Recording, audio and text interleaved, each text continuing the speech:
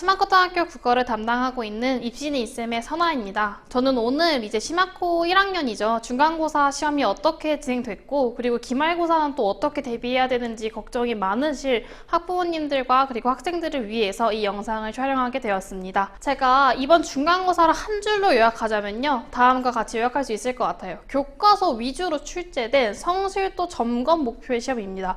이게 무슨 뜻이냐면요. 교과서라고 하는 범위를 보통 다른 학교에서는 쓰지 않고 프린트 같은 걸 많이 활용하시는 편이세요. 근데 특이하게도 심화고는 신설학교라서 그런지 교과서에서 시험 범위를 제한해서 출제하셨더라고요. 그 다음에 이제 시험 난이도가 외부 지문이나 혹은 낯선 작품을 해석하는 능력을 보는 것보다는 수업 시간에 얼마나 잘 따라왔는지를 점검하기 위해서 문제 수준이 성실도를 점검하는 데 있었다라고 저는 말씀드릴 수 있습니다. 그래서 세부적으로 한번 보고 넘어가 볼 텐데요. 먼저 문항수는 25개 문항으로 그렇게 많은 편은 아니었고요. 최고점 문제가 4.8점인데 그 외에 고난도 문제들도 이제 4.5점 이상 문제들로 구성되어 있었고 평균 한 문제당 4점 정도의 시험이었다고 볼 수 있습니다.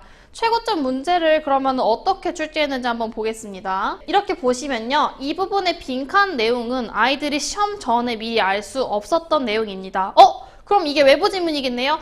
아쉽게도 그건 아닙니다. 외부 지문이라고 하기에는 너무 짧고 이제 새로운 문학 작품이 들어가 있는 게 아니기 때문에 외부 지문이라고 보기보다는 이제 지문과 연계성이 있는 낯선 관점을 이제 연결하는 방법을 공부하기 위해서 출제하셨다고 볼 수 있을 것 같아요. 그래서 이 글을 읽고 내가 방금 시험 공부했던 거랑 무슨 연관이 있는 글인지 우리 글과의 차이점과 공통점이 뭔지를 판단한다면은 그렇게 어렵지 않았을 문제라고 할 수 있겠습니다. 말고도 이제 허생전이라고 하는 소설과 함께 출제된 고난도 문제였는데요. 여기 보시면은 이제 홍길동과 허생이 대화하고 있는 장면입니다. 홍길동정 일부를 발췌했다면 외부 지문이 되겠지만 그것보다 이제 다른 두 작품 인물을 대화시킴으로써 서로의 가치관의 차이를 이해하는 그러니까 공통점과 차이점 이해 문제라고 보실 수 있겠습니다. 이거 말고도 이제 문제 배부수를 보면요. 문법 문제가 특히 많이 출제된 거 보실 수 있겠는데요. 1학년 친구들의 경우에는 문법이라고 하는 걸 국어에서 이제 특별하게 본 적이 별로 없기 때문에 고등학교 문법을 굉장히 어려워하는데 그걸 노린 문제수라고 볼 수 있을 것 같아요. 그래서 다른 문제들은 잘 풀다가도 문법 문제 풀 때 너무 어려워서 막혔는데 심지어 개수까지 많고 고난도 문제도 많이 배정되어 있었거든요. 그것 때문에 변별력이 많이 나뉘었다고 볼 수 있습니다. 그거 말고 문제될 경우에 이제 기조를 보자면요. 이건 제가 수업 시간에 아이들에게 보여준 판서인데 이 내용만 봐도 이 문제를 풀 수 있게 문장이 있었고요. 그 다음에도 이제 아침에 직전날 나눠준 보강 내용인데 여기 있는 내용을 그대로 고르는 선지가 출제되었습니다. 이게 무슨 말이냐면은 선생님들께서 수업 시간에 잘 듣고 잘 이해했는지 정도를 판단하는 거에 집중하셨다고 볼 수 있을 것 같아요. 네, 이것도 마찬가지로 허생전이라고 하는 걸 이렇게 배우진 않았어요. 그냥 아주 긴 소설 전문을 다 같이 봤는데 그거를 이렇게 공간의 이동이 중요한 포인트인 걸 잡아서 제가 필기를 했고 그게 문제에 출제된 모습입니다. 이렇게 이제 어떤 것들이 출제 포인트인지를 잘 알고 있었다면 크게 어렵지 않았을 것이라고 생각하고 있습니다. 그럼 이제 8문제나 출제돼서 아이들이 힘들게 했던 문법은 어떻게 출제되었냐? 이것도 마찬가지로 제가 굉장히 많이 적중했는데요. 이 왼쪽에 보신 이 종이가 뭐냐면 저희가 아침에 직전 보강을 합니다. 아침 7시에 아이들이 학원에 와서 마지막까지 공부를 하고 등교를 하게 되는데 제가 그때 마지막이니까 정말 까먹지 말자 라고 하면서 같이 보고 간 예문이 여기 답선지에 그대로 들어가 있는 거 보실 수 있습니다. 이걸 제가 어디서 가지고 왔냐면 학교 선생님들께서 필기하실 때 제가 모든 반 필기를 다 취합하고 있는데 이거 뭔가 중요하게 계속 말씀하시는 것 같다는 생각이 들거나 혹은 프린트에 계속 등장하는 필기들이 있었어요. 제가 그걸 잘 선별해가지고 아이들에게 마지막으로 전달한 내용이었습니다. 말고도 이제 바디랑이라고 하는 걸 예시로 이제 가지고 왔을 때 예문이 중요하다는 걸 제가 활용했는데 여기 그대로 예문이 비슷하게 출제되어서 실제로 이제 시험 본 친구들이 그날 딱 끝나자마자 소아쌤이랑 본 거 다 나왔다 하면서 이제 같이 학원 친구들끼리 모여서 얘기했었다고 해요. 그래서 이제 간단하게 요약을 드리자면 심화고 1학년 중간고사의 특징은 첫 번째, 시험 범위가 이제 교과서 위주의 소단어 5단원을 활용했다. 두 번째, 외부 작품을 등장했다고 보기에는 어렵다. 그 다음에 세 번째로 고난도 문항이 외부 연계 등장인물 혹은 견해로 활용한 문항만 출제되었다는 거. 마지막으로 문법 문제를 많이 내서 이제 변별력을 확보하셨다는 것이 있겠습니다. 그럼 기말고사는 어떻게 출제가 될까요? 자, 기말고사의 방향을 예측해드리자면 교과서의 활용 기조를 그대로 유지할 것으로 예상되고 있습니다. 실제로 지금 기말고사 범위가 거의 다 나왔다고 볼 수 있는데 여전히 교과서 단원을 많이 활용하고 계시고 예고하신 바에 의하면은 이제 현대시 지문을 조금 출제하실 거라고, 근데 교과서 밖의 작품을 출제하실 거라고 말씀하셨어요.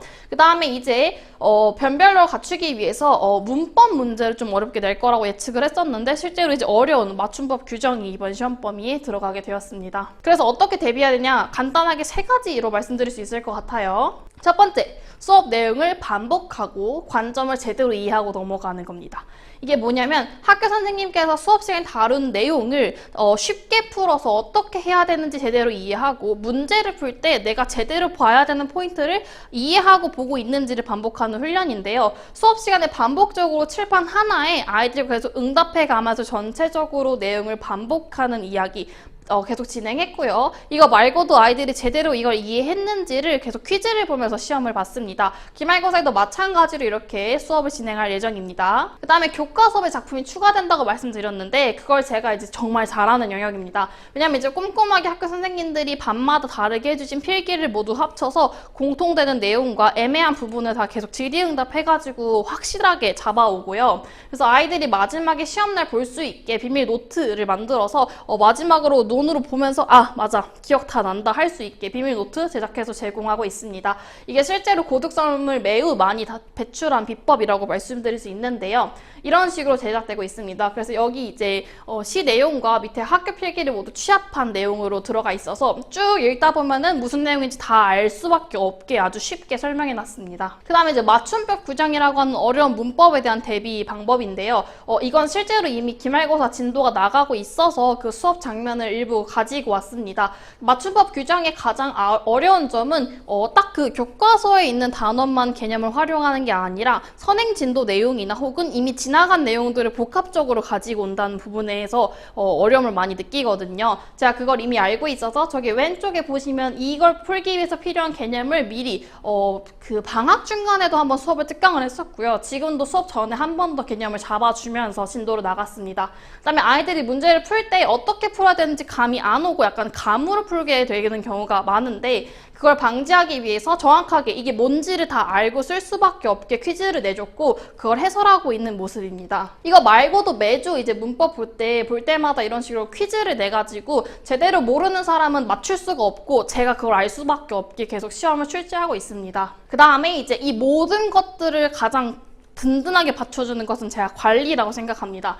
꼼꼼하게 관리가 가장 중요한 이유는 국어는 주에 한 번 수업을 하기 때문에 학부모님들께서도 그리고 아이들도 많이 자주 안 보는 게 단점이라고 생각할 수 있을 것 같아요. 저도 그 마음 너무 잘 이해하고 있기 때문에 시험 기간에는 주에 2번 만날 수 있도록 보강을 따로 잡고 있고 이제 시험 전날에도 그리고 그날 아침에도 만나면서 아이들이 시험장 갈 때 걱정되지 않도록 최선을 다해서 신경 쓰고 있습니다. 이런 식으로 제가 맨날 만나지 못하는 대신에 제가 카톡으로 매일 확인하면서 위제출자들에게 계속 연락을 하고 미달자가 많을 경우에는 평일에 와서 문제 풀 수밖에 없게 이제 보충 수업 잡아주고 있고요. 그 다음에 이제 맨날 수업 끝나면 어머님들께 이렇게 문자 내역 보고 드리면서 오늘 아이가 잘 따라왔는지 그리고 이제 기말고사 때 어떤 것들이 걱정되는지 계속 의견을 전달드리고 있습니다. 이게 이제 자랑하고 싶어서 가지고 온 건데 아침 보강이었어요. 아침 보강날 이제 학원에 6시 반까지 와야 된다고 했는데 아이들이 6시에 다 일어나 있는 카톡을 보내줘서 제가 굉장히 뿌듯했었습니다.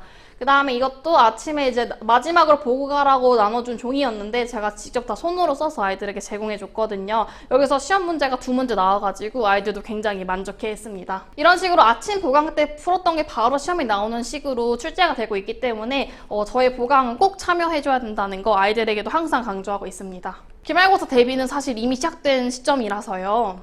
지금 이미 중간고사 때 봤던 친구들이 1등급, 2등급이 많이 나왔고 그래서 계속 수강률이 100%가 되고 있습니다. 아마 이제 심화고등학교가 신설 학교고 고등학교 국어가 이제 많이 낯서신 분들에겐 두려움을 많이 요구하는 과목일 것 같은데 그 첫걸음을 제가 뛰어난 강의와 그리고 철저한 관리로 최고의 성과로 보답드리고 있으니까 관심 있으신 분들 많이 수강 신청해 주시면 감사하겠습니다. 국어가 확률이 아닌 확신이 되도록 제가 함께 아이들과 마지막까지 걸어 나가겠습니다.